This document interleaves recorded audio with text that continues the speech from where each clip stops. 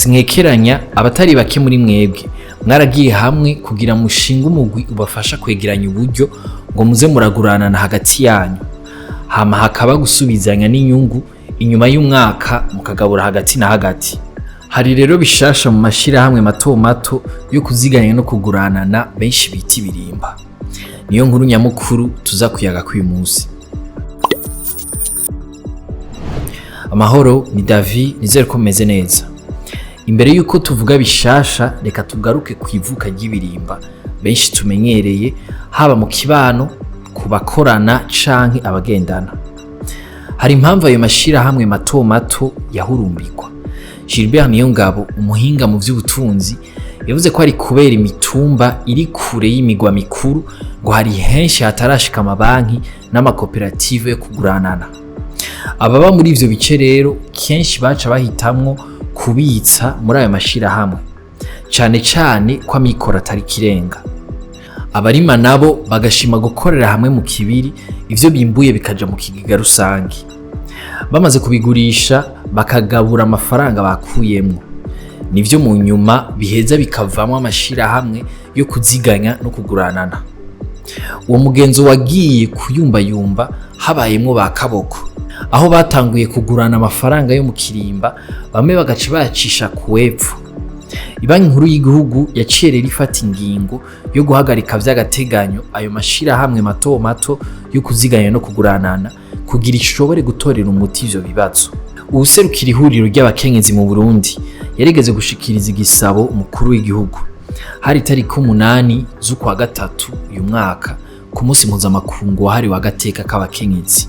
Yagize ati, iyo abakenyezi bariko barahana ahantu udufaranga duke duke mu birimba ngo barangure imigambi bihuye, bituma bamenya uko ingurane isabwa igakoreshwa imbere yo kwegera amashirahamwe yo kuziganya no kuguranana yemewe n'amategeko microfinance kugira basabe ingurane yisumbuye. Umukuru w'igihugu yamwemereye ko agiye gukorana na BRB ngo bagire amategeko ajanye nayo. Gwinkware zisezerana mu masesa.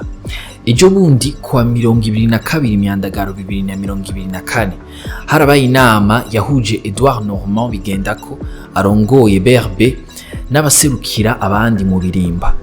Edouard Normand ico gihe yashikirije ko amashirahamwe arenga 140 ariyo yari amaze kwiyandikisha. 130 muri yo n'amashirahamwe yegeranye intererano no kuguranana GFC. Ubishirahamwe rimwe rizoba rihurikiyemwo abantu n'imiburiburi 100. Umunywanyi azobitsa amafaranga yiwe, uwo nta nyungu aronka kuko bazomusubiza ayo yabikije. Ariko uzosaba ingurane niwe azosubizanya inyungu ariko itavuna bivanye n'umwumvikano bapfunditse mw'ishirahamwe.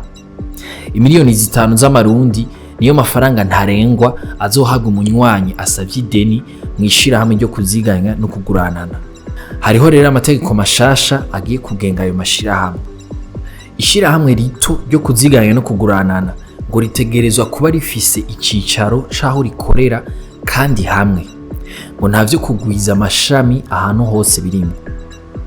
Kukeneye kurongora ishirahamwe ryo kuziganya no kuguranana abwirizwa kuba yarize kaminuza.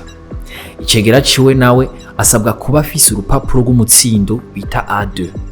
Ujeje kwegeranya intererano co kimwe n'umunyabigega secrétaire babwirizwa kuba bafise impamya bushobozi ya A3. Ishirahamwe ritazoba rifise abantu barirongora bakwije ivyo bisabwa bazovyiga neza batora uja mu kibanza ashoboye kwandika icegeranyo rapport financier ku mezi 6 n'inyuma y'umwaka irungikwa muri BRB. Akabandanya ati, izo ngingo zafashwe kugira dukingire umunyagihugu ngo ntazohahombere, kanatsinda ayo mashirahamwe nayaziganya kugira arangure imigambi mito mito. Abakurikiye mu birimba mu vyumva kumwe, duhurire muri commentaire dutandukira inkuru ngufi ngufi nazo. Abacukura bakongera bakagurisha ubutare n'amakariyeri bagiye kuriha ibice 7% bivuye ku mwimbu wose bazoba baronse. Ayo nazoja mu kigega ca leta nkuko itegeko rishasha ribitegekanya. Ivyo vyashikirijwe mu nama yahuje umushikiranganje Ibrahim Uwizeye itariki 24 Myandagaro 2024 n'abari mu gisata c'ubutare na kariyeri hakoresheje ubuhinga busanzwe exploitation artisanale. Inyuma yaho itegeko rigenga ico gisata rihinduriwe. Mwakoze kudukurikira. Aya makuru muyasanga ku mbuga za Yaga na Iris News, ahanje tuzosubira ejo.